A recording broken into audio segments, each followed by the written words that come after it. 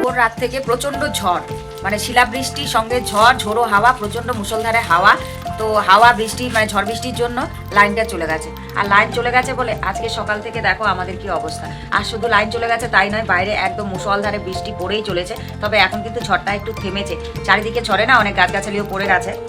আর এদিকে দেখো লাইন না থাকলে তো আমাদের খাওয়া বন্ধ, সকাল থেকে চাটা কিছু খাওয়া হয়নি।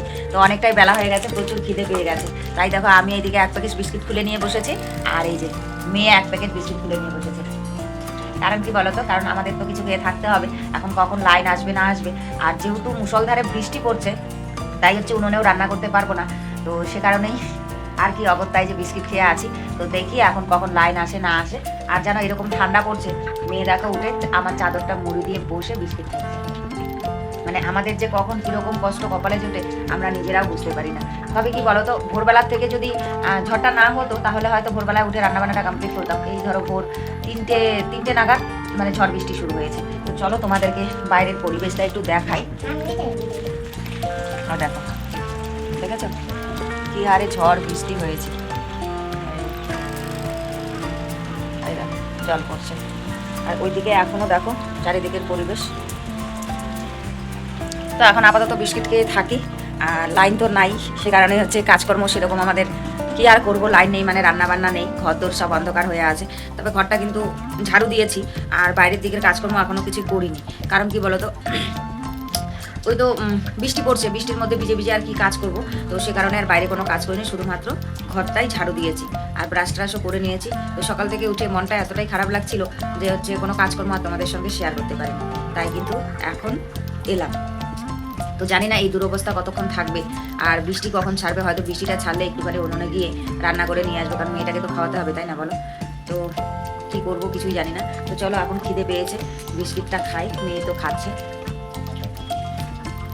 ঝড় বৃষ্টি হয়ে যাওয়ার পর এখন কি সুন্দর রোদ্দুর বেরিয়েছে, কিন্তু রোদ্দুর বেরোলে কি হবে, উনুনটা পুরো ভিজে গেছে। আর উনুনের জায়গাটা দেখেছো কি হারে জল জমে আছে।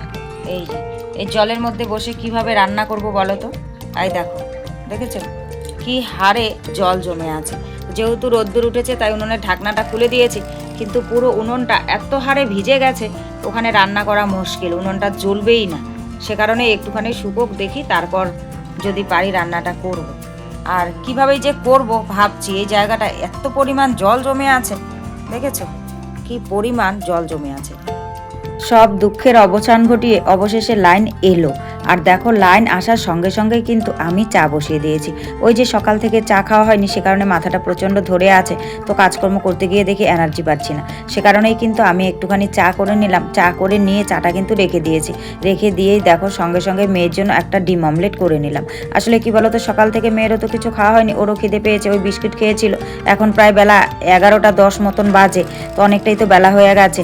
তো সে কারণে ওর মামি রান্না করেছিল ভাত আর ডাল সেদ্ধ। তো ভাত ডাল সেদ্ধ ওদের ঘর থেকে নিয়ে এসেছিলাম, আর আমি এখন একটা ডিমের অমলেট করে দিলাম। তো ডিমের অমলেট আর ভাত ডাল সিদ্ধ দিয়ে ও কিন্তু খেয়ে নিচ্ছে। আর আমি দেখো চাটা করে নিয়ে ডিম অমলেটটা করেই কিন্তু সঙ্গে সঙ্গে ভাত বসিয়ে দিয়েছি। কারণ কি বলতো, বেলা অনেকটাই হয়ে গেছে, রান্নাবান্নাটা কমপ্লিট করতে হবে। সে কারণে ভাতটা বসিয়ে দিয়ে সুন্দর করে কিন্তু একটা বিস্কিট দিয়ে আমি চাটা খেয়ে নিলাম। চাটা খেয়ে নিয়ে বেশ দেখি শরীরটা এনার্জি লাগছে। এখন কিন্তু আবারও কাজে লেগে পড়েছি। আর সকাল থেকে লাইন ছিল না, বিছানা টিছানা গোছাবো, ঘরটার অন্ধকার হয়ে আছে, সে কারণে আর কাজকর্মগুলো করিনি। আর এখন কিন্তু তাড়াহুড়ো করে একটার পর একটা কাজকর্মগুলো করতে হবে, না হলে মানে কাজগুলো কমপ্লিট করতে পারবো না, কারণ বেলা তো অনেকটাই হয়ে গেছে। তো সে কারণেই কিন্তু চাটা খেয়ে বাসনপত্রগুলো ধুয়ে নিয়েছি, ধুয়ে নিয়ে সোজা চলে এসেছি এ ঘরে। আর এ ঘরে এসে দেখো বিছানাটা সুন্দর করে গুছিয়ে নিলাম। আর কি বলতো, আজ তো বাইরে বৃষ্টি পড়ছে, আর কালকে তো এমনিতে রোদ্দুরে দিয়ে সব ধোয়া কাচা করেই নিয়েছি। আজকে ভেবেছিলাম বালিশের কাভারগুলো কেচে দেবো, কিন্তু সেটা আর কপালে জুটলো না।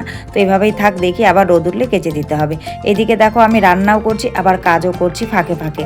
আসলে কি বলতো, না হলে তো সময় পাবো না, সে কারণেই। তো ভাত আমার হয়ে গেছে, আর এখন দেখো আমি কিন্তু বসিয়ে দিয়েছি আলু আর বেগুন ভাজা।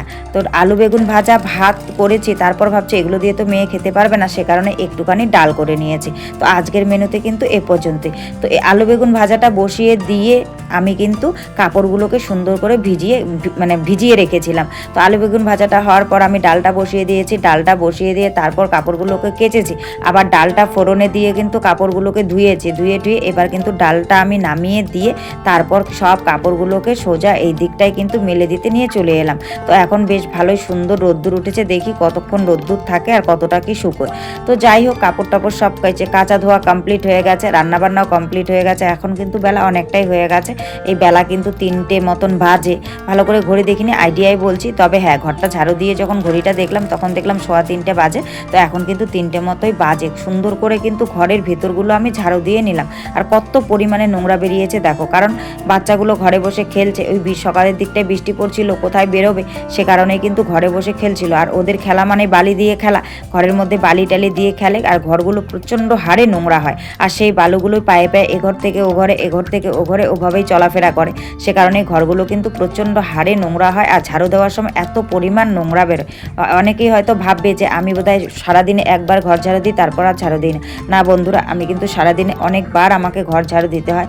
ওই ছোটো বাচ্চা থাকলে যাদের বাড়িতে আছে তারাই একমাত্র বুঝতে পারবে। আর সব থেকে বড় কথা, এখানে যেহেতু ওকে ঘরের মধ্যেই খেলতে হয়, সে কারণে ঘরগুলো কিন্তু আমার নোংরা খুব বেশি পরিমাণেই হয়। আর এই জায়গাটা দেখো, জল পড়ে কিন্তু এখনও ভিজে আছে। আর জুতোগুলোর মধ্যে জল জমেছিল, ওগুলোও সুন্দর করে কিন্তু আমি রেখে দিলাম। আর ঝাড়ুটা এখানে পড়েছিল, আসলে ওই হাওয়া দিয়েছিল তো সে কারণে ঝাড়ুটা পড়ে গেছিলো, পড়ে গিয়ে এখানে কিন্তু ঝাড়ুটা শুকিয়েছে।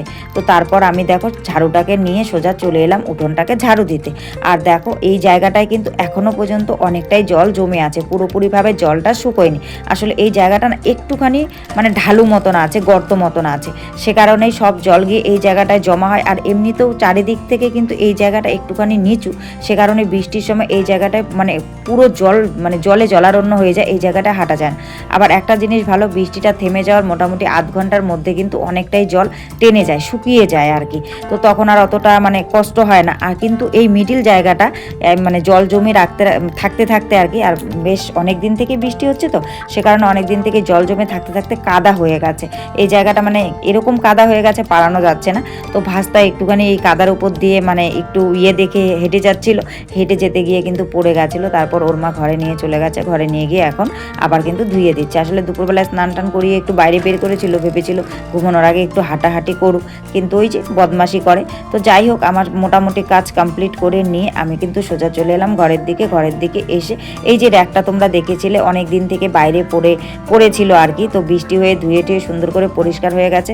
আজ আনবো কাল আনবো এরকম করে ভাবতে ভাবতে আর আনা হয় না। তো আজ যেহেতু একটুখানি সময় পেয়েছি, সে কারণেই ভাবছি যে না, আজ আর এটাকে ফেলে রাখবো না। তাই কিন্তু এটাকে ঘরে নিয়ে এসে দেখো এখানটায় রেখে দিয়েছি। আর রাখার মতন জায়গা খুঁজে পাচ্ছি না, তাই দরজাটার পেছনে এখানটায় রেখেছি। আর ও ঘরে যে এক্সট্রা কাপড়গুলো বিছানায় ছড়িয়ে ছিটিয়ে ছিল আর মেয়ের বই খাতাগুলো ছিল, সেগুলোকে সুন্দর করে নিয়ে এসে এই র্যাকটার মধ্যে কিন্তু গুছিয়ে রাখছি। এই র্যাকটা আনাতে কিন্তু আমার অনেকটাই সমস্যা দূর হয়েছে, কারণ ওখানে না ওই যে র্যাকটার মধ্যে রাখতাম আর কি জায়গা হচ্ছিল না, সে কারণেই কিন্তু এখানে কিছুটা রাখার পর ওখানেও বেশ কিছুটা জায়গা হয়েছে। আর এদিকে দেখো মেয়ের বইগুলো যেগুলো বাড়তি প্রয়োজন নেই সেগুলোকে নিচের তাকে রেখে দেবো বলে ব্যাগ থেকে বের করেছি। আর ব্যাগটা না সবগুলোতে এত হারে ভারী হয়েছে কি বলবো। তো আজ এ পর্যন্তই, সব মিলিয়ে কেমন লেগেছে ব্লগটা অবশ্যই কিন্তু তোমরা কমেন্ট করে জানাতে ভুলো না কেমন। চলো সবাইকে টাটা।